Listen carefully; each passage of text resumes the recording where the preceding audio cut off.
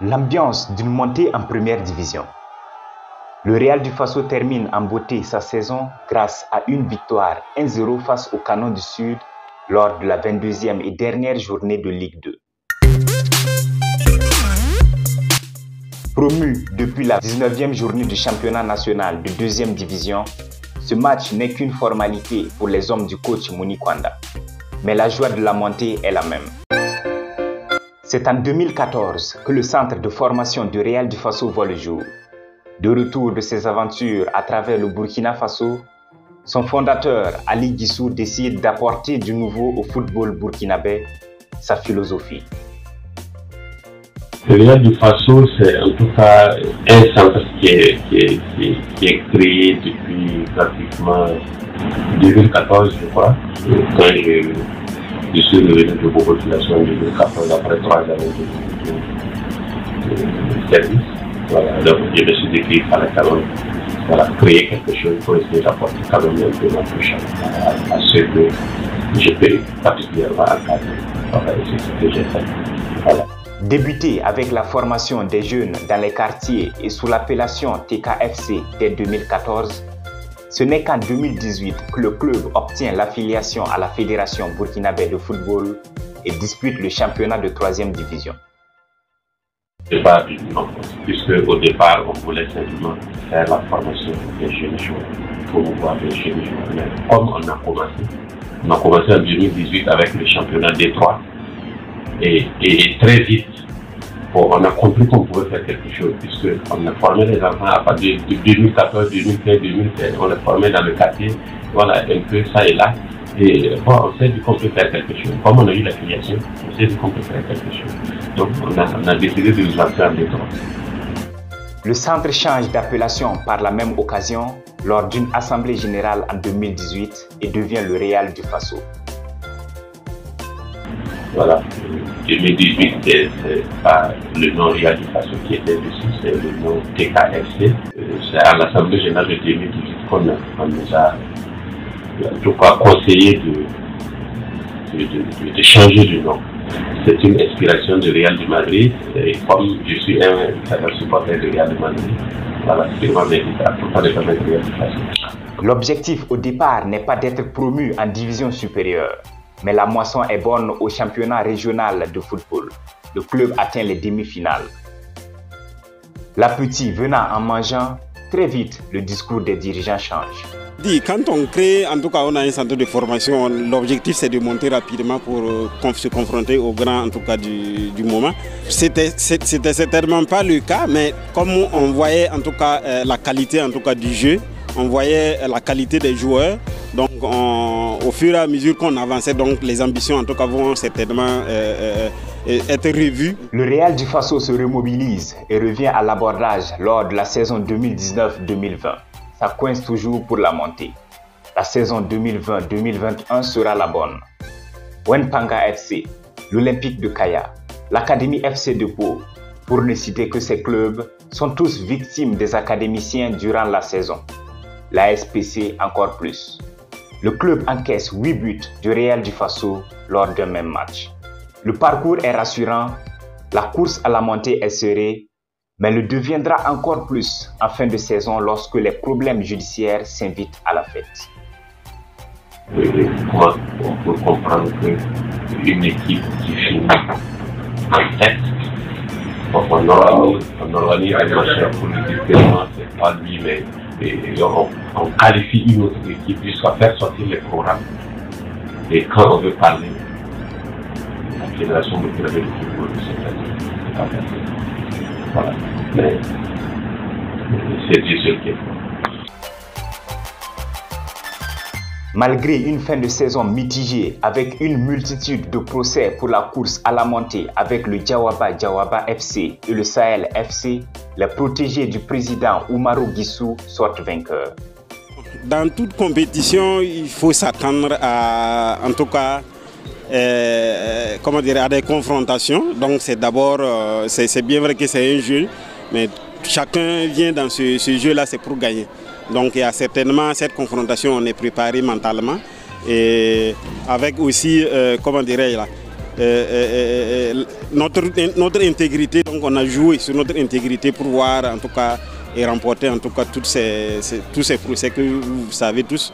Donc on est en tout cas actuellement on est toujours confiant, on croit toujours en tout cas à la justice pour mieux en tout cas dire le droit pour.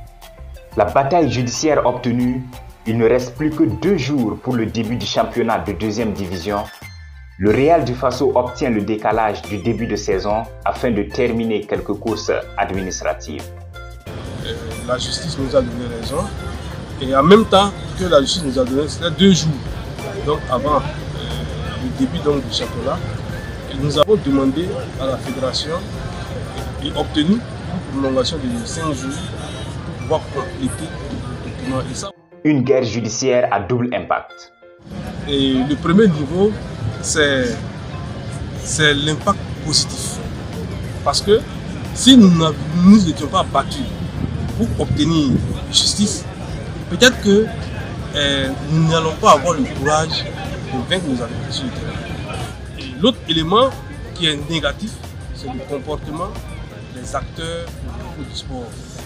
Sincèrement, je le dis en toute sincérité parce qu'on ne peut pas comprendre qu'à la fin d'une saison, des dossiers judiciaires soient levés par le client pour pouvoir récaler un club au profit des clubs amis.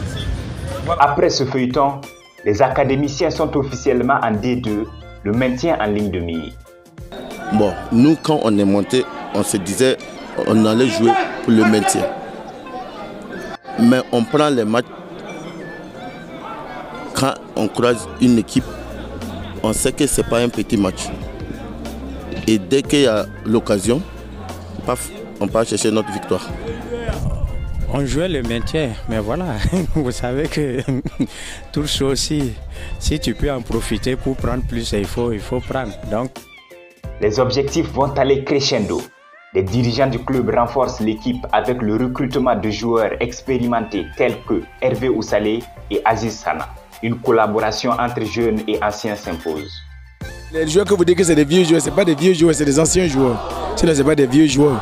Sinon, c'est la conjugaison des efforts et l'expérience que les uns et les autres ont. On a pu en tout cas amener les gens sur le même bateau. Je dirais que la collaboration s'est bien faite avec l'ancien que vous connaissez tous, Hervé Oussalé, avec Aziz Sana. Ils nous ont beaucoup apporté par leur expérience, ils nous ont beaucoup aidés.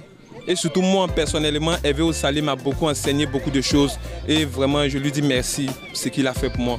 J'ai apporté mon expérience, ouais, donc je pense que c'est important l'expérience. Et voilà, c'est que des jeunes et des jeunes talentueux aussi. Donc je pense que aussi avec les conseils, voilà, bon, ils m'ont beaucoup écouté aussi quand je parle.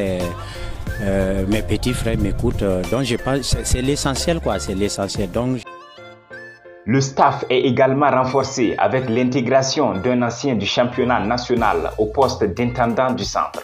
Son rôle, apporter son expérience du milieu aux jeunes pensionnaires.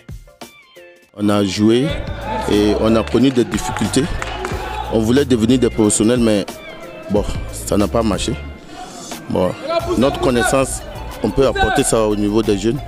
Et c'est ce qui fait que je suis avec les enfants, je leur parle tous les jours. Pour les motiver, bon, ce que nous on a commis comme des erreurs, il ne faudra pas qu'eux le fassent. L'expérience des recrues est d'un grand apport.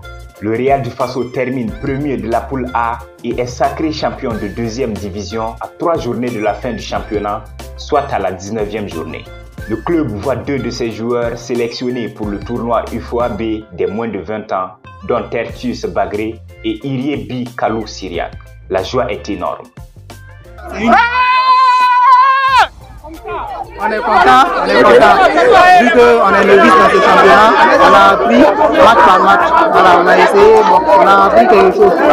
Donc, bon, avec le travail acharné, Dieu merci, ça a payé aujourd'hui. Il faut savourer d'abord la montée et après on va faire les bilans. Après le bilan, maintenant on va se fixer des objectifs et maintenant on va travailler pour en tout cas relever le défi. Vous savez, la première division, c'est un autre niveau. Ok, voilà, donc c'est pas facile, ok. Après seulement une saison en Ligue 2, Mouni Kwanda et ses hommes sont promus en Ligue 1 Lonabé. Les supporters ne sont pas oubliés. Mon mot, c'est juste un mot de remerciement pour en tout cas le soutien apporté à cette jeune équipe, le Real du Faso. Donc je demande toujours en tout cas à ce qu'ils apportent toujours en tout cas ce soutien qui est vraiment inconditionnel. Ligue 3, Ligue 2 et bientôt en Ligue 1 Lonabé pour la saison 2022-2023, le Real du Faso est bien parti pour jouer les troubles fêtes la saison à venir.